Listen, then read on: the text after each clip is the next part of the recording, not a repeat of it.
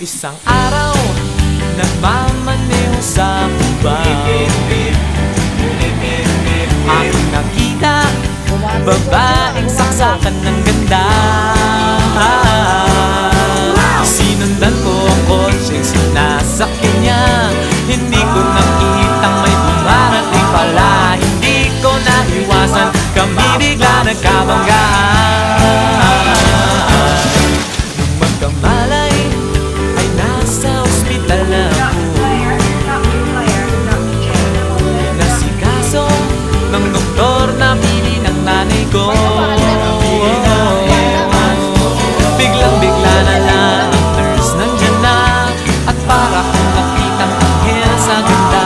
Kahit nagdidiliw, itong nasabi ko sa kanya.